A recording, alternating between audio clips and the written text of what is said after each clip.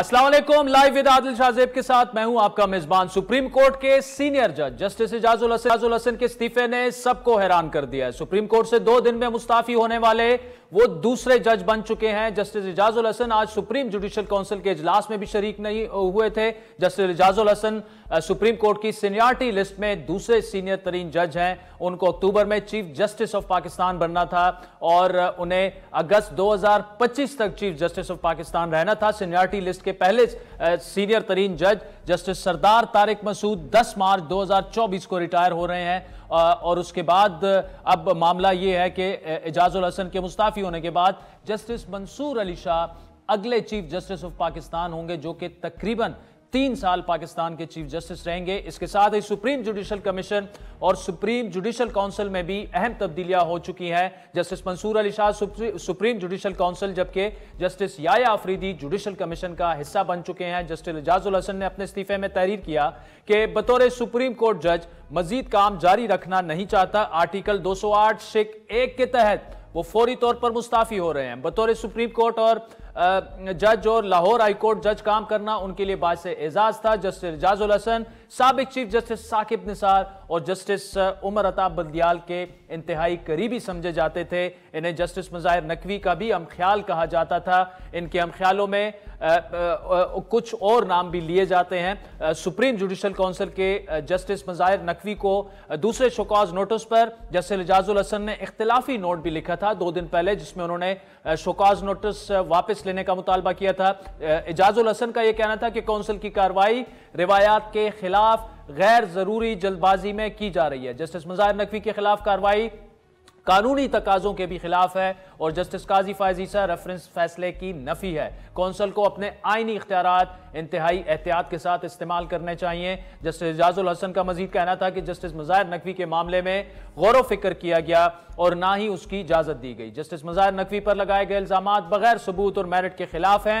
ज्यादातर इल्जामात जायदाद या ट्रांजैक्शन से मुतालिक हैं। कानून की नजर में लगाए गए ये इल्जामात बरकरार नहीं रह सकते, ये कहना था जस्टिस इजाजुल हसन का। आपको बताते चले कि जस्टिस इजाजुल हसन नवाज शरीफ के खिलाफ पनामा केस में मॉनिटरिंग जज थे। इस्लामाबाद में यह बात भी गर्दिश कर रही है कि जस्टिस इजाजुल हसन के खिलाफ एक रेफरेंस भी तैयार था या तैयार हो रहा था और शायद जल्द सुप्रीम जुडिशल काउंसिल में उनके खिलाफ भी सबूतों समेत शिकायत दर्ज होने वाली थी, जिसकी वजह से जस्टिस इजाजुल हसन ने इस्तीफा दिया। यह भी कहा जा रहा है कि आज इस्तीफा देने की वजह सुप्रीम जुडिशल काउंसिल के इजलास में होने वाला फैसला भी है, जिसमें गुज़श्ता रोज मुस्ताफी होने वाले जस्टिस मज़ाहिर नकवी के खिलाफ कार्रवाई जारी रखने का फैसला किया गया। इजलास के दौरान चीफ जस्टिस ने रिमार्क्स दिए थे कि जस्टिस मज़ाहिर नकवी ने कार्रवाई के आगाज पर इस्तीफा नहीं दिया था, बल्कि शोकॉज जारी होने के बाद इस्तीफा दिया था, इसलिए उनके खिलाफ यह कार्रवाई जारी रहेगी। कहा जा रहा है कि उन्हीं रिमार्क्स को सामने रखते हुए जस्टिस इजाजुल हसन ने उसके बाद इस्तीफा दिया ताकि किसी भी रेफरेंस के आने की सूरत में उनके खिलाफ कोई कार्रवाई ना हो।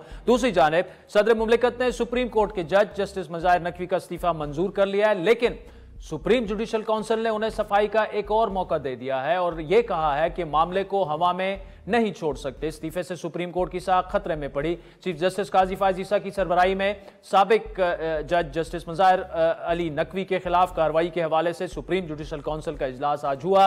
जस्टिस मज़ाहिर अली नकवी का कोई वकील इजलास के सामने पेश ना हुआ कमीशन के सामने। चीफ जस्टिस पाकिस्तान ने अटॉर्नी जनरल को मज़ाहिर अली नकवी का इस्तीफा पढ़ने की हिदायत की। अटॉर्नी जनरल ने कहा कि अगर कोई जज इस्तीफा दे जाए तो काउंसिल के रूल्स के मुताबिक उसके खिलाफ मजीद कार्रवाई नहीं हो सकती। इस मौके पर चीफ जस्टिस काजी फायज ईसा ने रिमार्क्स दिए कि अटॉर्नी जनरल साहब मुआवनत करें, क्या मामला खत्म अब हो गया है? यह इस्तीफा सुप्रीम जुडिशल काउंसिल की कार्रवाई के आगाज में नहीं दिया गया, काउंसिल के शोकाज जारी करने के बाद इस्तीफा दिया गया है। मुमकिन है दरख्वास्तें गलत हो, जज ने दबाव पर इस्तीफा दिया हो, जज के दबाव में आकर इस्तीफा देने से इदारे की साख को नुकसान पहुंचेगा। उन्होंने मजीद रिमार्क्स दिए कि यकीनी तौर पर जज को ओहदे से हटाने की कार्रवाई तो खत्म हो गई, इस्तीफा देना किसी जज का जाती फैसला है, लेकिन हमारे सामने गैर मामूली सूरत हाल है। मिस्टर काजी फायज ईसा ने मजीद रिमार्क्स दिए कि हम यहां अपनी खिदमत के लिए नहीं बैठे, हम यहां अपनी आईनी जिम्मेदारी अदा करने के लिए बैठे हुए हैं। सुप्रीम कोर्ट समेत सब इदारे अवाम को जवाबदेह हैं। अगर ये चीज सब सीख लें तो सारे मसले हल हो जाएंगे। सोशल मीडिया और मीडिया पर शोर था, क्या हम इतने बुरे हैं? जस्टिस मंसूर अली शाह ने इस मौके पर रिमार्क्स दिए कि जज ने इस्तीफे में लिखा कि पब्लिक में मामलात की वजह से काम जारी नहीं रख सकते। उससे तासुर यह मिलता है जैसे जज को इंसाफ की तवक्को नहीं थी या यहां कोई ड्रैकोनियन सिस्टम चल रहा है। इस मामले को देखना होगा, मामले को हवा में नहीं छोड़ सकते कि जज ने इस्तीफा दे दिया तो मामला खत्म हो गया। इस मौके पर चीफ जस्टिस ने कहा कि यह नहीं हो सकता कि कोई जज पूरे इदारे की साख तबाह करके इस्तीफा दे जाए और हम कोई कार्रवाई ना करें। बड़े अहम रिमार्क्स थे। पूरा पाकिस्तान काजी फायज ईसा साहब के बकौल हमारी तरफ देख रहा है, कोई तो फाइंडिंग देनी है, शिकायत जेन्युइन थी या नहीं। जस्टिस मुज़ाहिर अली नकवी और ख्वाजा हारिस को नोटिस जारी करते हुए सुप्रीम जुडिशल काउंसिल का इजलास कल 11:30 बजे तक मुलतवी कर दिया गया और इस हवाले से हिदायत जारी की गई कि जस्टिस मुज़ाहिर नकवी और उनके वकील को कौंसिल की कार्रवाई के बारे में आगाह किया जाए। आपको बताते चलें कि जस्टिस मुज़ाहिर नकवी ने गुज़श्ता रोज इस्तीफा दे दिया था, लेकिन इस्तीफे से पहले उन्होंने मिसकंडक्ट के इल्जामात में सुप्रीम जुडिशल काउंसिल से जारी शोकाज नोटिस का तफसीली जवाब जमा करा दिया था। गुज़श्ता रोज ही सुप्रीम कोर्ट ऑफ पाकिस्तान ने जस्टिस मुज़ाहिर नकवी की सुप्रीम जुडिशल काउंसिल की कार्रवाई रोकने की दरख्वास्त मुस्तरद कर दी थी। जस्टिस मुज़ाहिर नकवी ने 30 नवंबर को सुप्रीम जुडिशल काउंसिल के जारी करदा 2 शोकॉज नोटिस सुप्रीम कोर्ट में चैलेंज करते हुए उन्हें कलअदम करार देने की इस्तदा की थी। 15 दिसंबर को सुप्रीम कोर्ट ने जस्टिस मुज़ाहिर नकवी की सुप्रीम जुडिशल काउंसिल की कार्रवाई फौरी तौर पर रोकने की इस्तदा मुस्तरद कर दी थी। जस्टिस मुज़ाहिर नकवी ने अपने खिलाफ जुडिशल काउंसिल की कार्रवाई ओपन करने का मुतालबा किया था। 2 दिन में दो इस्तीफों से सुप्रीम कोर्ट को यकीनी तौर पर मुश्किलात का भी सामना करना पड़ेगा। इन इस्तीफों का मौजूदा सियासी मामलात पर भी असर पड़ेगा। तो नाज़रीन, इस अहम मामले पर गुफ्तगू करते हैं। कामरान मुर्तज़ा साहब सेनेटर भी हैं और मुल्क के नामवर लॉयर हैं, किसी तारुफ के मुताज नहीं हैं। कयूम सदीकी साहब भी हमें ज्वाइन करेंगे, तजियाकार हैं और बहुत ही सीनियर कोर्ट रिपोर्टर वो रहे हैं, सहाफ़ी हैं। कामरान साहब, बहुत शुक्रिया। जस्टिस एजाजुल हसन का इस्तीफा जो था वो आपके लिए भी इतना ही शॉकिंग और सरप्राइजिंग था जितना कि सबके लिए है? मेरे लिए भी शॉकिंग टॉकिंग था, मगर सुबह मैं पेश हुआ हूँ सुप्रीम कोर्ट में, उनके पास भी पेश हुआ हूँ। अच्छा। सुबह मुझे माहौल जो है वो सुप्रीम कोर्ट में, मैं 2 बेंचेस में पेश हुआ हूँ, दोनों बेंचेस का माहौल बड़ा जो है वो टेंस लग रहा था। कुछ चीजें मुझे जो है ना वो यूजुअल नहीं लग रही थी। पता नहीं मेरी छठी इस कह रही थी कि कुछ चीजें यूजुअल नहीं है।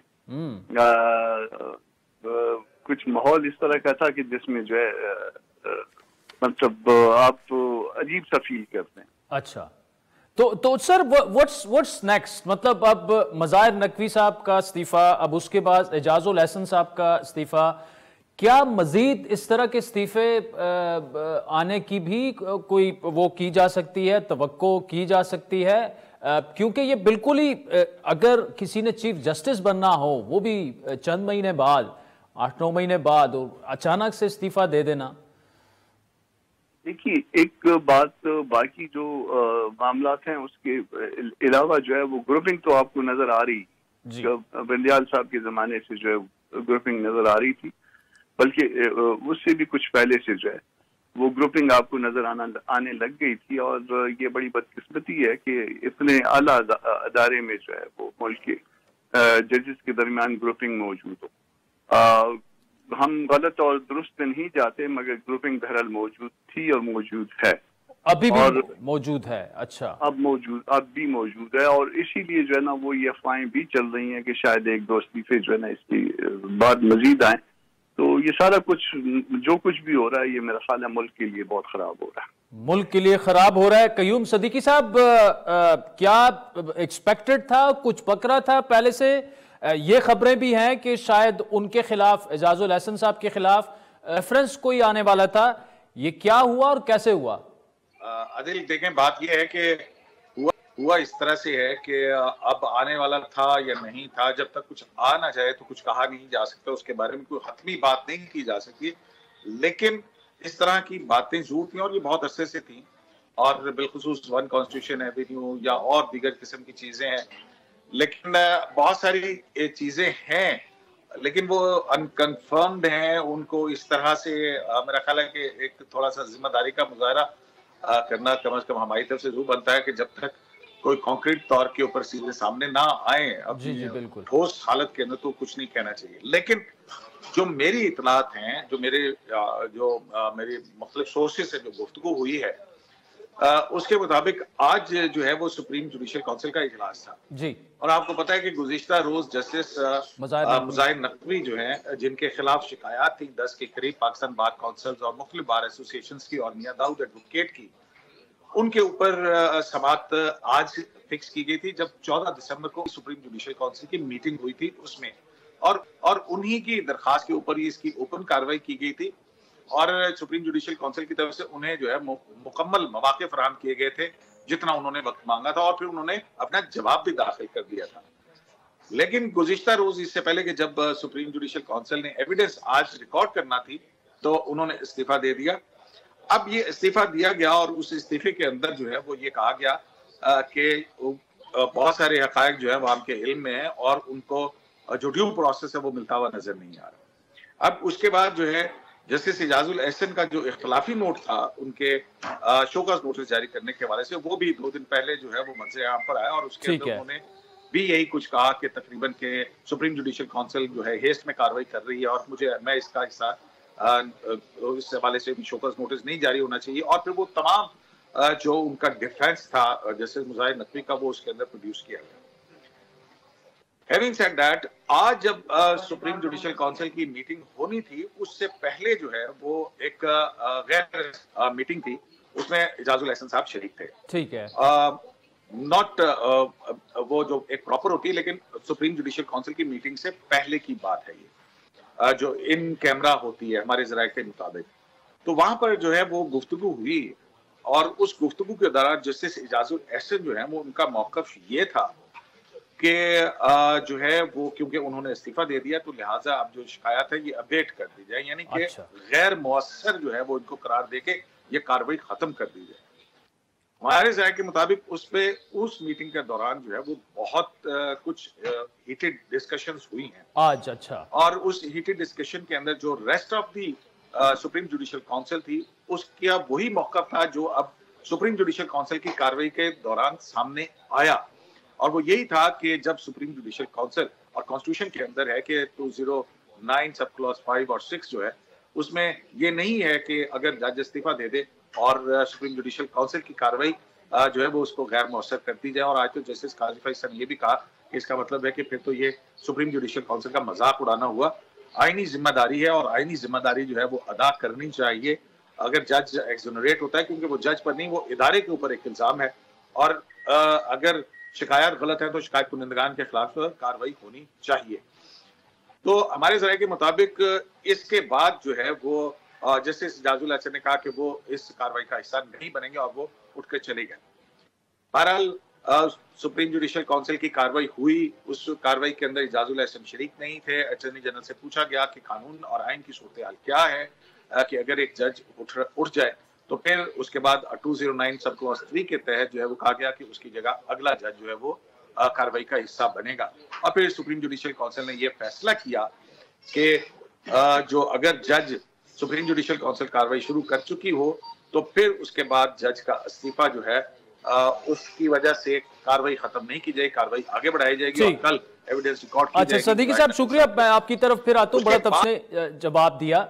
कामरान साहब, आपने कयूम सदीकी साहब को भी सुना, लेकिन आपका एक जुमला जो है वो मेरे जहन में अटक गया है कि ये मुल्क के लिए बेहतर नहीं है। अब मुज़ाहिर नकवी साहब के खिलाफ रेफरेंस आया, इल्जामात थे और शुनीद यही है कि शायद इजाजुल एहसन साहब के खिलाफ भी कुछ इस किस्म के इल्जामात सामने आने वाले थे। तो अगर वाकई इन इल्जामात में सच्चाई है तो क्यों ना ये कार्रवाई होनी चाहिए, लेकिन ये कैसे, मतलब ये जो एपिसोड है ये मुल्क के लिए क्यों बेहतर नहीं है? देखिए, आज के वाक़े से आज 2 रेजिग्नेशन आज और कल में हो गए और आज और कल के वाक़े से आप ये देखिए कि मुल्क में बेयकीनी बढ़ी है या बेयकीनी कम हुई है? बड़ी है, बिल्कुल बड़ी है। ये इस तरह की सुप्रीम कोर्ट बहुत बड़ी जगह होती है, बहुत बड़ा अदारा होता है और उस अगर कहीं पे लेजिस्लेशन 2 तरह से है, एक तो लेजिस्लेशन आपकी पार्लियामेंट से आती है और दूसरा जो जजेस की जो जजमेंट होती है वो बजाते खुद जो है ना वो हुक्म का दर्जा रखती है और बाद औकात जो है वो लॉ ऑफ लैंड होता है। तो सुप्रीम कोर्ट में अगर इस तरह के मामला आने लग जाएं मुमकिन है कि ये एलिगेशन दुरुस्त हों, मुमकिन है कि ये एलिगेशन गलत हों, मगर उसके बाद जो है वो पूरी कौम जो है वो एक ऐसे उसमें चली जाती है कि जिसमें बेयकीनी और अजीब सी मायूसी जो है वो तारी होती है। तो मेरा ख्याल है कि ये सुप्रीम कोर्ट लेवल पे मामला को बाकी अदारों में भी सारे मामला को ठीक होना चाहिए, और अगर नहीं ठीक होंगे तो इसका नुकसान अल्टीमेटली जो है ना वो पाकिस्तान को पहुंचे। ठीक, कयूम सदीक साहब, मुनीब अख्तर साहब के इस्तीफे की खबरें भी गर्दिश कर रही हैं, क्या ये मफरूजों पर मबनी है या आप एक्सपेक्ट हैं कि शायद वो भी मुस्ताफी हो सकते हैं? देखिए आदिल साहब, आपने अपने सवाल के अंदर कहा कि मैं एक्सपेक्ट कर सकता हूँ। एक्सपेक्ट करने को तो हम ये भी नहीं एक्सपेक्ट कर रहे थे कि मुजाहिर नकवी इस्तीफा देंगे, हम ये भी एक्सपेक्ट नहीं कर रहे थे कि जस्टिस जाजुल हसन जो आइंदा चीफ जस्टिस ऑफ पाकिस्तान बनने जा रहे हैं, और जो कि एक बहुत बड़ा एजाज होता है, वो अचानक से इस तरह से सिर्फ इस माइनर से इख्तलाफ के ऊपर जो है वो इस्तीफा दे देंगे। तो जाहिर है कि बहुत ठोस वजूहात होंगी जिसकी वजह पर उन्होंने इस्तीफा दिया है, मुस्तफी होने का फैसला किया है। ये चीजें जो है आने वाले दिनों में कंफर्म हो जाएंगी। मुनीब अख्तर साहब के हवाले से जो आपका सवाल है, हमारे ज़राए ने अभी ऐसी कोई तस्दीक नहीं किया कि जस्टिस मुनीब अख्तर ने कोई इस्तीफा दिया है। बाकी लोगों की तवक्कुआत के ऊपर तो कुछ नहीं कहा जा सकता, लेकिन अभी तक हमारे पास ऐसी कोई कंफर्म चले। कदीकी साहब, कामरान मुर्तजा साहब, thank you so much for joining us. नाज़रीन, चलते हैं ब्रेक पे, और उसके बाद नून लीग के सीनियर रहनुमा ख्वाजा आसिफ साहब हमें ज्वाइन करेंगे। मुस्लिम लीग नून के टिकट्स पर अच्छी खासी तनकीद हो रही है, बड़े अहम रहनुमा टिकट से महरूम हो गए हैं। ब्रेक के बाद हमारे साथ रहिए। Welcome back. आजी, ब्रेक से पहले बहुत बड़ी डेवलपमेंट अदलिया की, जस्टिस एजाजुल हसन का इस्तीफा, उससे पहले जस्टिस मुजाहिर नकवी का इस्तीफा, कुछ और इस्तीफों की भी बात हो रही है। तफसीली हमने गुफ्तगू की, और जाहिर बात है इसकी ना सिर्फ अदलिया पर भी आने वाले वक्तों में असरात होंगे, बल्कि इसकी पॉलिटिकल इम्प्लीकेशंस भी होंगी। इसके अलावा एक और जो अहम खबर जो कि सोशल मीडिया पे आज काफ़ी तनकीद भी हुई, तारीफ भी हुई कुछ चीज़ों की, ये चीज़ें गर्दिश करी, वो मुस्लिम लीग नून ने बिला आखिर अपने टिकट्स का कौमी असम्बली की और सूबाई असम्बली का उसका ऐलान कर दिया। तो इस पर तफसीली गुफ्तगू करेंगे। मुस्लिम लीग नून के सीनियर रहनुमा साबिक वज़ीर दिफा जनाब ख्वाजा मोहम्मद आसिफ साहब हमारे साथ मौजूद है। ख्वाजा साहब, बहुत शुक्रिया। पहले तो मैं आपका अभी ट्वीट देख रहा था, बड़ी सख्त ट्वीट आपने की जस्टिस एजाजुल हसन का जो माजी रहा, खुसूसन 2017-18 में जो पनामा के फैसले हुए, लेकिन ये कोई क्राइसिस तो नहीं बन जाएगी खास साहब? 2 जजेस का इस तरह से अचानक जाना, और फिर एक और जज साहब की भी बात की जा रही है, वो भी। जी खास साहब, क्राइसिस नहीं बनेगी आदिल, ये जो है प्योरीफाई हो रही है हमारी अदलिया जो है। इन लोगों ने जिस तरह अदल को बेचा है पिछले 5-7 साल में, इन लोगों का हमारे अदालत उज़्मा के बेंच में होना हमारे लिए कौमी नदामत का था। ये कौमी नदामत थी हमारी। इन लोगों से जान छूटी है। ये मैं समझता हूँ कि बड़ा एक अच्छा शगुन है अदलिया के लिए। अदलिया जो है वो इन अदल फरोशों से जान छोड़ने के बाद जो है अदलिया जो है कम से कम लोगों का एतमाद बहाल होगा इसके अदलिया पे। अच्छा खास साहब, इसमें एक अहम सवाल है कि इनको जोड़ा जाता है साकिब निसार से। हम ख्याल से मैं ज़्यादा कुछ नहीं कहूँगा, लेकिन उमर अता बंदियाल का भी फिर कहा जाता है। तो जो लोग इस्तेमाल हुए वो तो हुए, लेकिन जो सरगना थे उनके खिलाफ तो उनकी पार्टी भी एक सिंपल दरख्वास्त लेके जा सकती है कि उनके खिलाफ भी कार्रवाई हो, खुसूसन जो नवाज शरीफ को जिस तरह से नायल करवाया गया, और या उसके अलावा जितने कंट्रोवर्शियल फैसले थे, तो कार्रवाई क्यों नहीं हो सकती जज साहिबान के खिलाफ? आपने बड़ा अच्छा सवाल किया है। मैं इसका कानूनी जो मुज़मरात हैं या इसकी जो इम्प्लीकेशंस हैं उनके मुतल्लिक मैं कुछ कह नहीं सकता। मेरी लाइल्मी जो है मैं उसके लिए माफ़ी चाहता हूँ, लेकिन ये जो आपने बात की है, ये इसका कोई फैसला ज़रूर होना चाहिए। ये तनख्वाह भी लेते रहेंगे या पेंशन लेते रहेंगे, माल मूल समेट के घर चले जाएंगे, ठीक है, लेकिन ये सारे के सारे जो है ना हमारे मुआशरे में जो इस वक्त स्टैंडर्ड है कि दौलत होनी चाहिए, इज्जत ना भी हो तो गुजारा हो सकता है। पहले किसी ज़माने में होता था कि इज्जत होनी चाहिए, दौलत ना हो तो फिर भी गुजारा हो सकता है, लेकिन अब उलट हो गया हुआ है कि दौलत होनी चाहिए, वो दौलत से इज्जत खरीदी जा सकती है। ये एक मैं कहता हूँ कि हमारी जो तनज़्ज़ुली है हमारे माशरे की, उसकी निशानदेही ये बात करती है। लेकिन इन लोगों का ये ट्रक वाले एक जो मशहूर थे जब जिन्होंने कल इस्तीफा दिया है, ये लोग जो कह रहे थे कि पनामा का जो है सदियों तक जो है फैसला याद रहेगा, ये एजाजुल हसन साहब जो है जिन्होंने आज इस्तीफा दिया है, मैं समझता हूँ कि ये का बायस है ऐसे लोग जब अदालत उज़्मा तक पहुंच जाएं। चलें कि जूनियर जो जुडिशरी जो है उसमें सैकड़ों हजारों जज होते हैं, उनमें किसी का अच्छा बुरा हो जाना जो है वो एक्सेप्टेबल हो सकता है किसी हद तक, लेकिन जहां पे सिर्फ 17 जज हों और उनमें ये जो है इस किस्म के जज हमें बैठे हुए हैं, देखना 2 गए हैं तो 10% तो हो गए, बल्कि 10% से ज्यादा 12-13% तो हो गए, और सुना एक और भी जा रहा है, तो उसके बाद तो ये तकरीबन जो है इससे भी ज्यादा हो जाएंगे, ये 30% से भी ज्यादा। मेरा हिसाब जरा कमजोर है, तो ये तकरीबन 15-16-17% के करीब हो जाएंगे। तो अब जिस मुल्क में अदालत उज़्मा में ऐसे लोग बैठे हों, और मैं सबसे बड़ी ट्रेजेडी ये है आदिल कि हम लोग जो है 1,68,000 रुपया तनख्वाह लेते हैं, 1,68,000 रुपया तनख्वाह लेते हैं, ना कोई हमें कोई घर मिलता है, ना कोई हमें गाड़ी मिलती है, कुछ भी नहीं मिलता। बिजली का बिल खुद देते हैं हम, गैस का बिल खुद देते हैं, पानी का बिल खुद देते हैं, ये सारे का सारा जो है टोटल हर चीज मुफ्त है इनकी। प्रोटोकॉल इनका साथ है, हमारे पास उसके हमारे पास एमएनए की मैं खान साहब ठीक है, कतई कलामी की माफी, लेकिन चाहे आपकी जमात हो, चाहे पीपल्स पार्टी हो या चाहे तहरीक इंसाफ हो, जब आप लोग आए हैं, आप लोगों ने पॉलिटिकल वाबस्तियों की बुनियाद पर जब ऐसे लोगों को भिजवाया जाएगा तो जाहिर बात है आगे जाके फिर उनका कॉन्डक्ट जो है वो अवाम के सामने आएगा। तो गलती एक तो सियासी जमातों की भी है, दूसरा इसका आप जवाब दे दें, फिर मैं आगे एक दूसरा सवाल करता हूं आपसे। देखिए, मैं आपकी बात से इत्तफाक करता हूँ, इसमें मैं अपनी जो बरादरी है सियासतदानों की, उनको बरी ज़िम्मा कतई तौर पर करार नहीं देता। बिल्कुल, we must share the responsibility.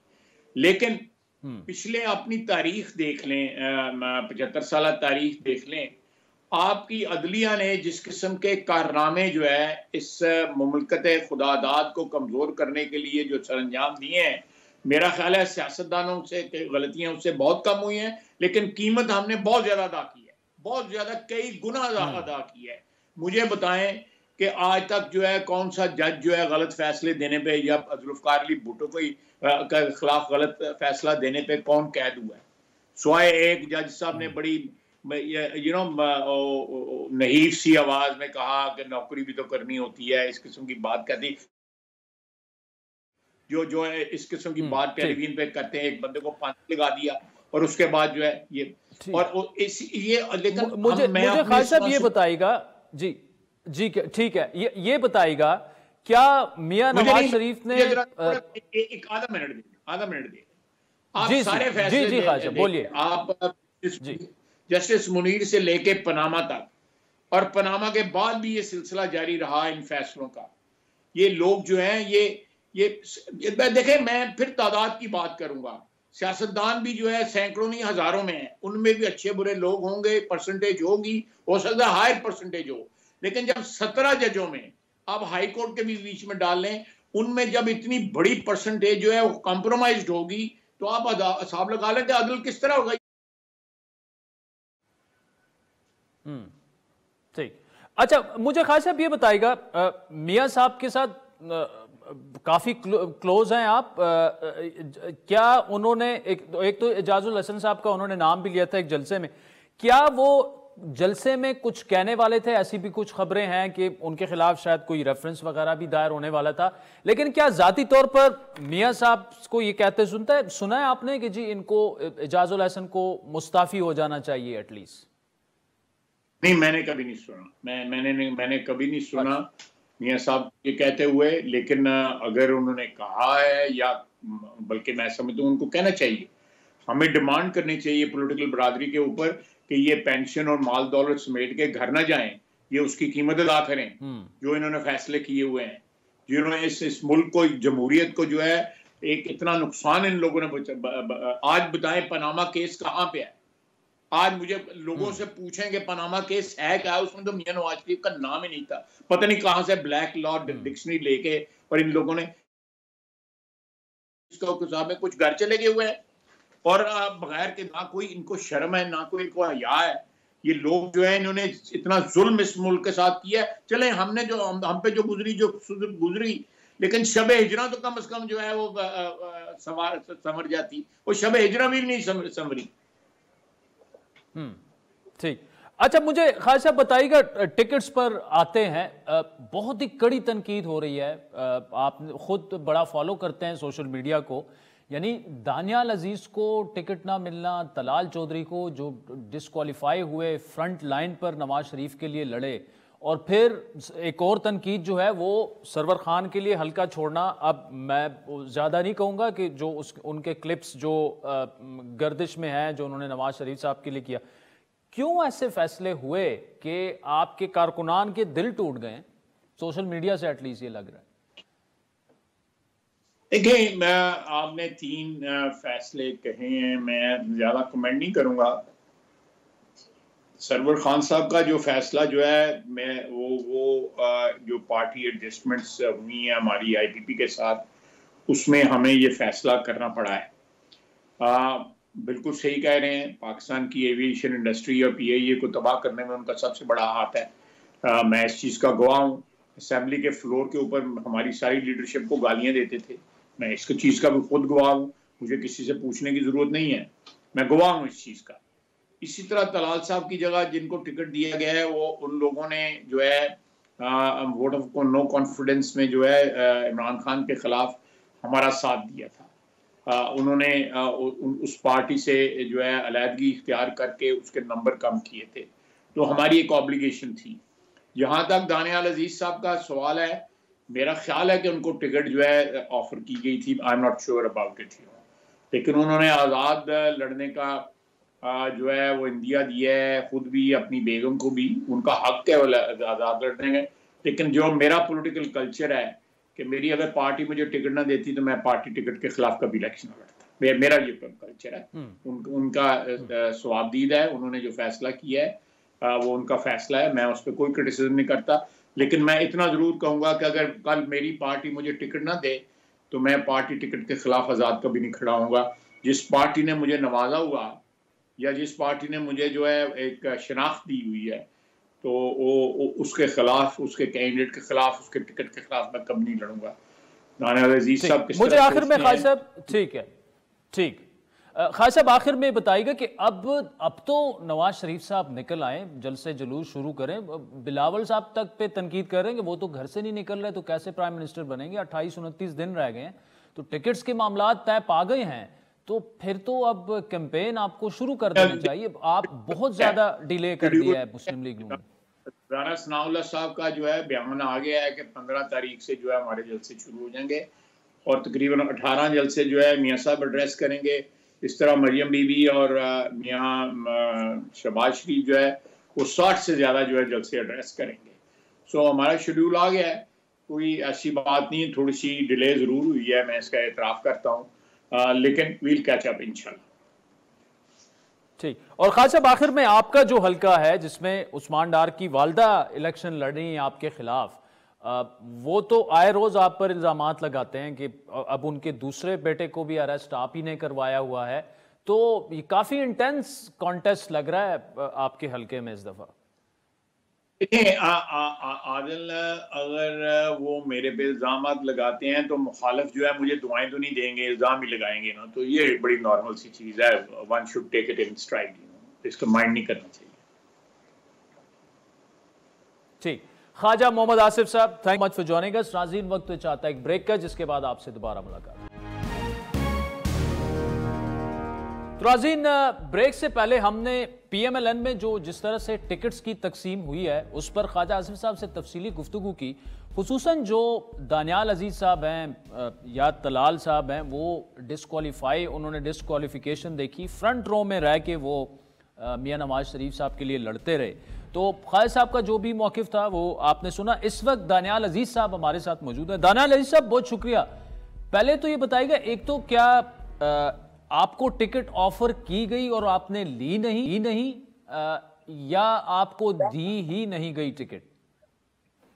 नहीं जी, इसमें मैंने पूरा इंटरव्यू प्रोसेस सब कुछ किया, लेकिन उसके बाद मीटिंग्स भी लातादाद हुई, लेकिन वो ये जो अपना एक शख्स है वो उनका इंसिस्टेंस था कि उनके बेटे को जो है ना एडजस्ट किया जाए मेरे नीचे, जो कि मेरे लिए नागुज़ीर था। उसकी वजह ये है कि वहाँ पर चूंकि मैंने भी एमएनए इलेक्शन लड़ना था तो मुझे भी कोई सपोर्ट चाहिए। तो विंग्स जब आपके स्ट्रांग ना हो तो आपका अपना इलेक्शन डाउट में पड़ जाता है। तो इनका तो वहाँ पर ना कोई ताल्लुक है ना कोई वास्ता है, और बस खामखा आके तो इन्होंने इंक्रोचमेंट कर दी कि जी मैंने बेटे को इलेक्ट करवाना है।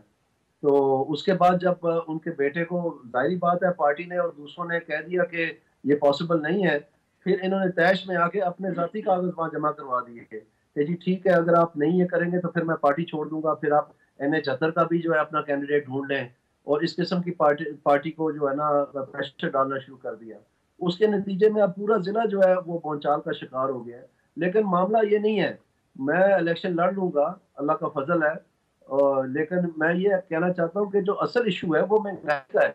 जो महंगाई है वो पाकिस्तान का इस वक्त नंबर 1 इशू है, और कोई भी जमात इसको छूने के लिए तैयार नहीं है। बात तो दूर की बात है, इसके ऊपर क्यों नहीं बात करते? किस बात की शर्मिंदगी है इस बात पे?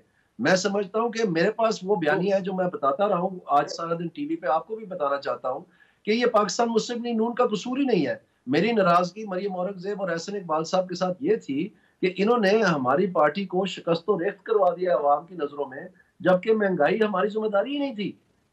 जिम्मेदारी से ये जो हुई है, ये इसलिए मैं कह रहा हूँ आपको क्योंकि इसका स्टेट बैंक ऑफ पाकिस्तान जिम्मेदार है, ना कि सूबाई हुकूमतें जिम्मेदार हैं। और स्टेट बैंक ऑफ पाकिस्तान की जो मॉनेटरी पॉलिसी कमेटी है, उनका अपना फरमान है ऑफिशियल डॉक्यूमेंट्स में कि जो इकदाम वो लेते हैं महंगाई को कंट्रोल करने के लिए, टाइट मॉनेटरी पॉलिसी या लूज मॉनेटरी पॉलिसी, वो 12 माह के बाद नमूदार होते हैं बाजार की सतह पर, ना कि वो यकलख्त हो जाते हैं। एक लैग पीरियड होता है, उसको कहते हैं इकोनॉमिक्स में। अब इनमें से अगर कोई प्रोफेशनल होता है, इन्होंने समझा होता, तो ये बात बताते हैं कि अगर अप्रैल में हमारी हुकूमत आई है तो मई और जून में कैसे महंगाई छत फाड़ के ऊपर चलेगी, 20% तजावुज कर गई।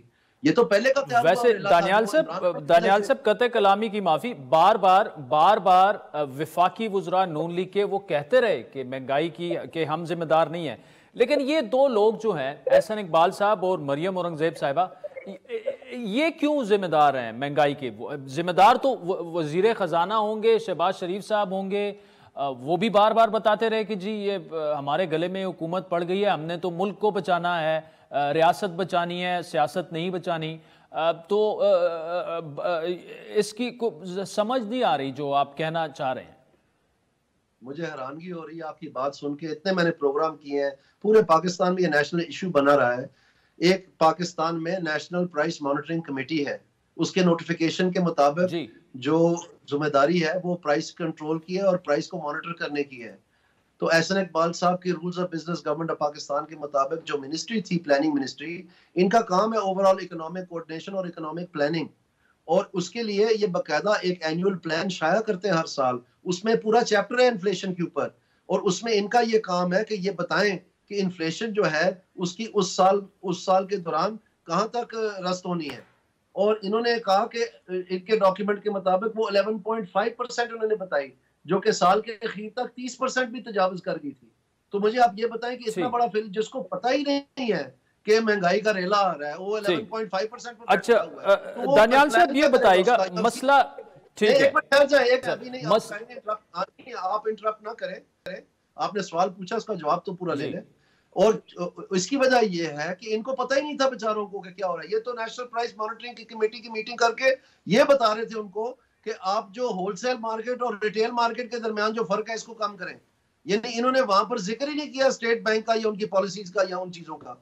और आप हैरान होंगे कि जो स्टेट बैंक ऑफ पाकिस्तान है, नए एक्ट के तहत जो 2 साल कबल पास हुआ है, उसमें उनकी अकाउंटेबिलिटी जो है वो पाकिस्तान की नेशनल पार्लियामेंट ने करनी है।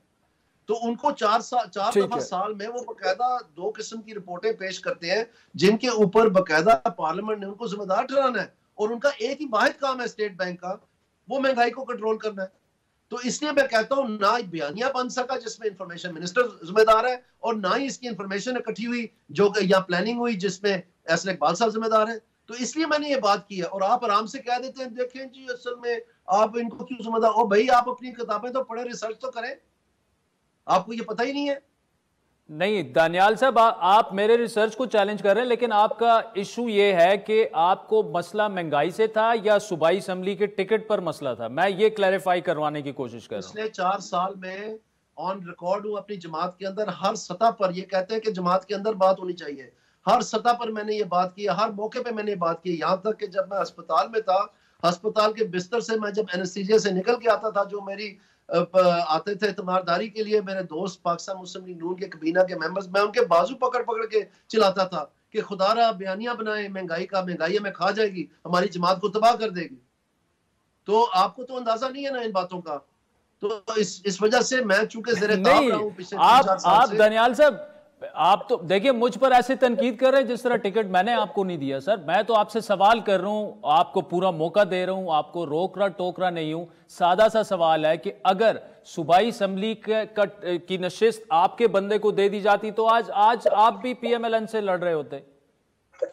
जरा भी नहीं। मैं पीएमएलएन जो मेरी जो नाराजगी थी या जो मेरा पॉलिसी डिफरेंस था अपनी जमात के साथ, वो ये नहीं था कि नून लीग ने महंगाई की है, वो ये था कि नून लीग ने उसका बयानिया नहीं बनाया। ये इनका फेलियर है, ये अनप्रोफेशनल है, इनको नॉलेज बेस ही नहीं है। क्योंकि स्टेट बैंक के अपने डॉक्यूमेंट्स में ये लिखा हुआ है कि जब भी मॉनेटरी पॉलिसी कमेटी फैसला करती है पॉलिसी इंप्लीमेंटेशन का, उसमें 12 महीने का लैग पीरियड है। ये उनके ऑफिशियल डॉक्यूमेंट्स में है कि जब वो इस पर फैसला करते हैं और वो बाजार में कब नमूदार होता है। तो पीडीएम की तो हुकूमत ही सारी 16 महीने की रही है, इन्होंने कैसे महंगाई कर दी? लेकिन ये बताने से ही कासिर थे क्योंकि इनको पता नहीं है। ये बात है। दानियाल अजीज साहब आप हमारे साथ रहिएगा। नाज़रीन ब्रेक के बाद ये गुफ्तगू जारी रहा। वेलकम बैक नाज़रीन, दानियाल अजीज हमारे साथ मौजूद हैं। दानियाल साहब, अब आप नून लीग का हिस्सा हैं या नहीं है? इलेक्शन तो आप आजाद लड़ेंगे, आप ऐलान कर चुके हैं।